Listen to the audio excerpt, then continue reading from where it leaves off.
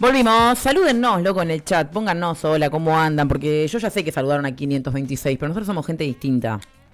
Así que salúdennos. Sí, completamente distinta. 221-31-46-881 nos cuentan entonces ¿qué hicieron el fin de semana? ¿Cómo la pasaron? ¿Cómo estuvo estos fines de semana de fin de mes? ¿Quién se ha llevado el mes de abril? Escuchábamos entonces antes del informativo. Como saben, dentro de las noticias lo estaremos tratando igual más tarde. Radio Trinchera se sumó a Farco finalmente, así que es un gran orgullo, una gran alegría para todos nosotros, que lo decía recién el informativo, como decía, lo vamos a profundizar en un rato nada más.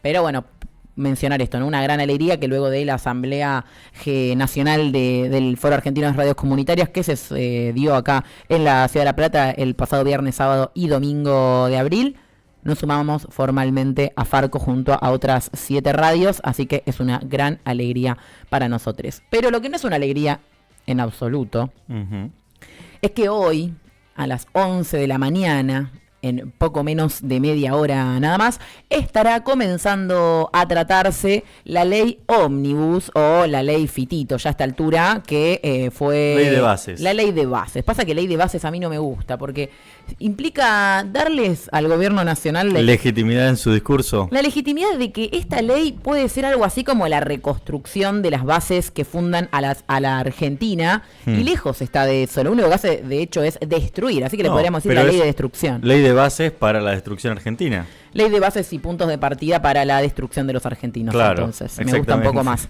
11 de la mañana la Cámara de Diputados empieza a tratar en el recinto de la nueva versión. Ari en 526 hace un rato y probablemente quede colgado, o no, ese segmento, o lo escuchan más tarde.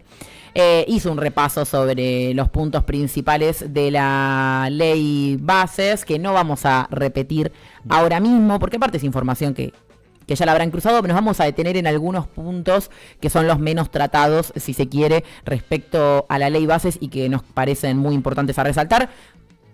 Más de 24 horas pareciera que va a durar esta sesión maratónica, que estará acompañada, festejan los fanáticos del periodismo legislativo y del poder legislativo en su conjunto. En las puertas del Congreso habrá manifestaciones multisectoriales de distinto ámbito.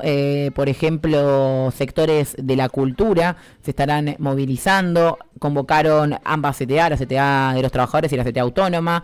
Convocó ATE.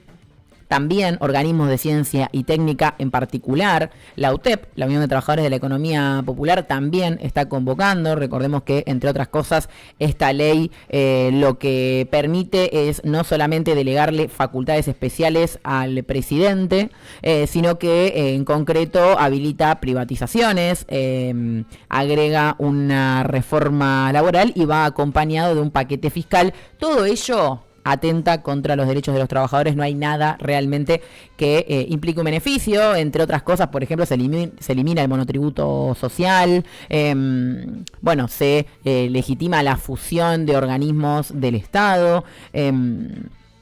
Se, por ejemplo, quitan derechos laborales a los trabajadores, también como una forma de darle fundamento legal a lo que el DNU perdió a través de una cautelar, claro, ¿no? Sí. Ese apartado de reforma laboral que no está vigente porque fue frenado por una cautelar. Bueno, entre muchas de las cosas... ¿Cautelar de la CGT o estoy loco? De la CGT, así es. Entre muchas de otras cosas que toca esta ley de destrucción es, por ejemplo, y en lo que nos vamos a detener, que es el fin de la moratoria para jubilados. ¿Qué propone la ley de destrucción? ¿Qué propone? Derogar directamente la moratoria previsional que fue aprobada en marzo de 2023 y reemplazarla por una prestación de retiro proporcional, a la cual denominaremos PRP, prestación de retiro proporcional, sigla que inventé yo para que se me haga más fácil. Bien. Ok.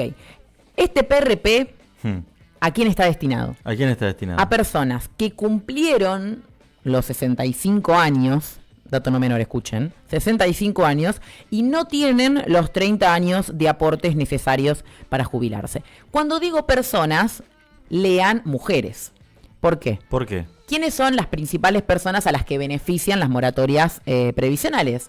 a las mujeres, porque son quienes menos años de aporte, si no ninguno, tienen en la gran mayoría de los casos. Claro. Recordemos que fue una lucha para que en marzo de 2023 finalmente se apruebe esa moratoria, que algunos no le querían dar tratamiento, que lo que permitió es que nuevamente miles de mujeres se puedan jubilar porque no le dan los años. Recordemos que la edad jubilatoria para mujeres en la Argentina es a los 60. A los 60. 60.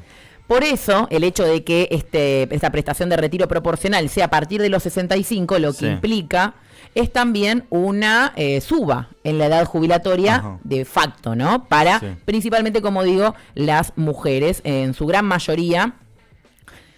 Pero además, ¿qué suma? Quienes queden abajo de esta figura, de la prestación de retiro proporcional, pasarían a cobrar, a partir de los 65 años entonces, un haber mínimo equivalente al 80% de una jubilación mínima. ¿Qué es esto? La prestación universal al adulto mayor, la recordarán, la PUAM, que hay personas en la Argentina que cobran PUAM, que cobran muy por debajo, como decíamos, 20% por debajo ya de una jubilación mínima, que es baja. Estamos hablando de que hoy en día alguien que cobra PUAM cobra 163.000 pesos. 163.000 pesos. Sí. La canasta básica para una mujer de entre 60 y 75 años es de 172. Con concesiones, ¿no? 172 como la mínima. Bueno, alguien que cobra la PUAM cobra todavía menos.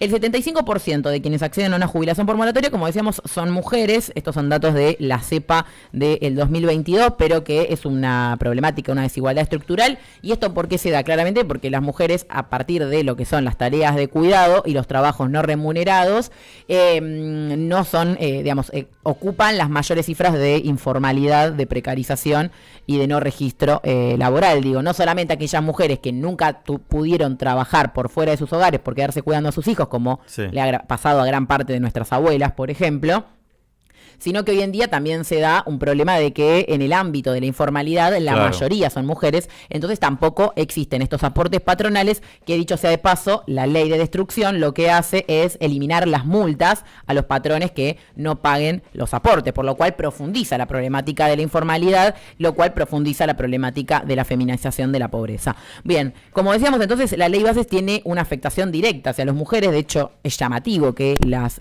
movimientos feministas no estén haciendo una alerta generalizada con respecto a esta ley de destrucción de la Argentina, porque, como decíamos, son las principales cifras de quienes cobran las jubilaciones por moratoria. Hoy en día, como decíamos, el 54% de las personas que están dentro del sistema previsional accedieron mediante una moratoria. Es decir, obviamente es una problemática que hay que resolver, cómo se financian los sistemas previsionales de los países. Es una problemática mundial, digamos, no es nada nuevo.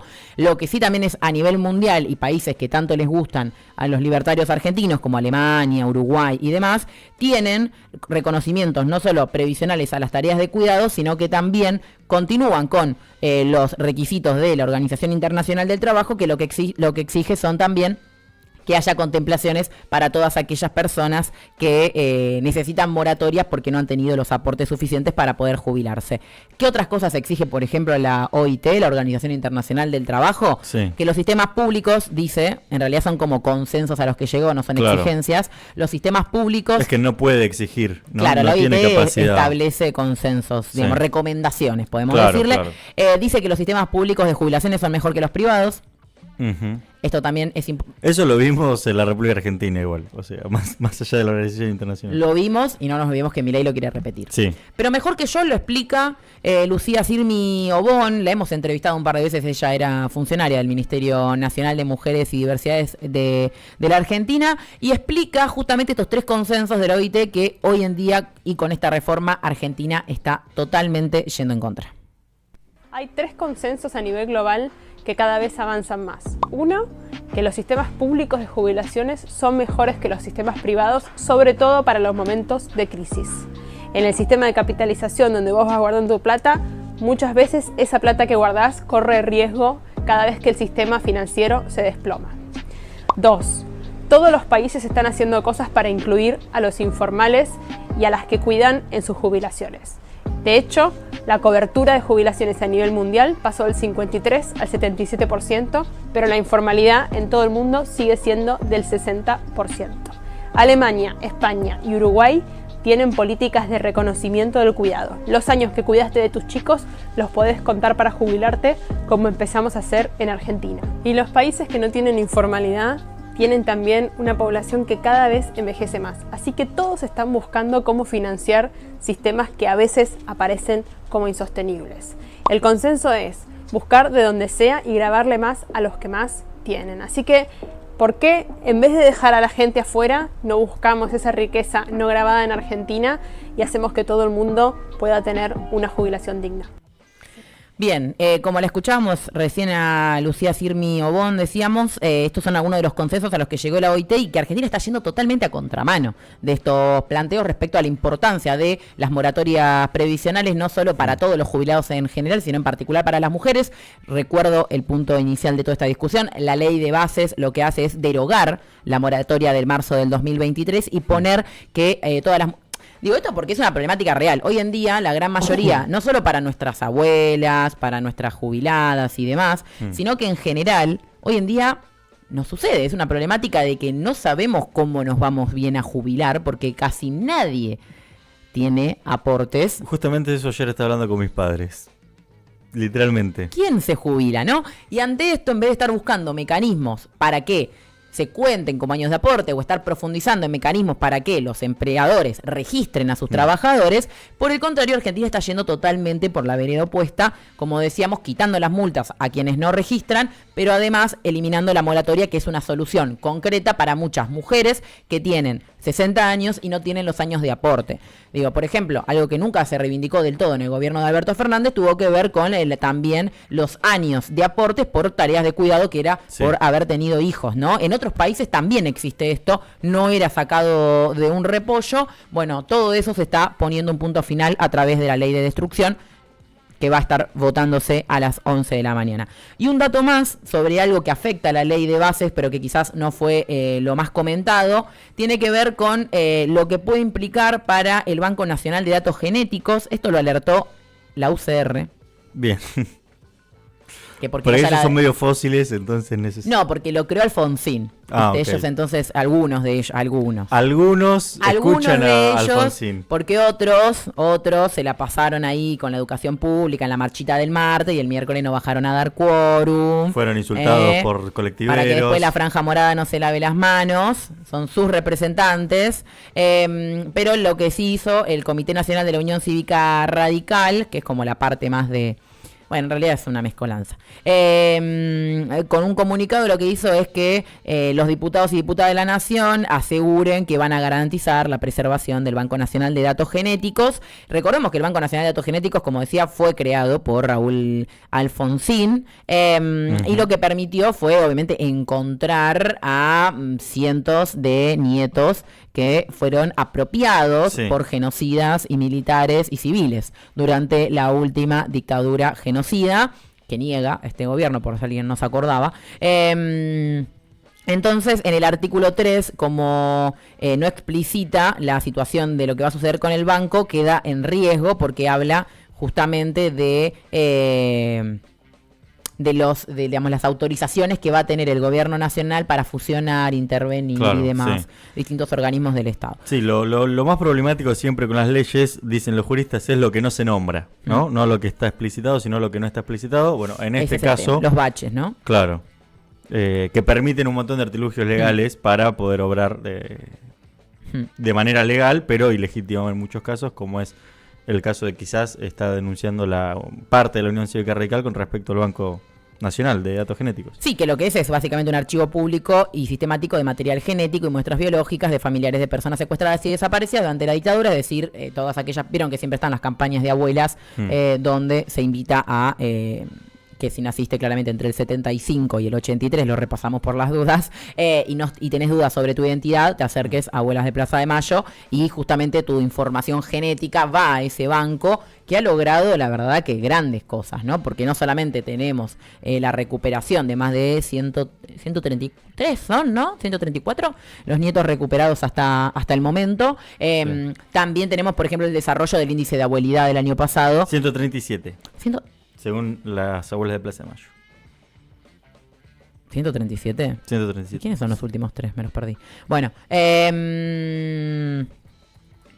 la cuestión es que es reconocido a nivel internacional, ¿no? Uh-huh. El Banco Nacional de Datos Genéticos, que ahora está puesto en peligro, como muchos otros derechos, en la ley de destrucción de la Argentina, que obviamente llamamos a combatir y llamamos obviamente a que los diputados y diputadas no le den legitimidad, sean del partido que sean, porque además ya estamos viendo cómo están vallando y llevando policías a las puertas del Congreso ante obviamente las advertencias de distintas manifestaciones y grupos y organizaciones, así que ahí tenés al gobierno nacional que este tipo de leyes solo se aprueba con represión en las calles. Bien. Pero seguiremos toda la jornada. Mañana probablemente sigan ellos ahí hablando. Sí. De rosca a rosca. Nos podemos ver un rato en vivo, quizás incluso. Para los que no la conocen, a Delfina Venece le encanta todo lo que sea A Luca también. legislativo, al igual que Luca, nuestro operador. Y después de las 20 horas se pone todo re lindo. Después de las 20 horas de sesión están todos re locos. Yo siempre pienso, llevan una camita, se acuestan en el sillón. Se van a sus oficinas de rato. Claro, pero digo, en las oficinas, ¿qué tienen? Cama, sillón. No duermen. ¿No? No. Algunos duermen. Llegan re dormidos algunos. Bueno, eso sí. Eh,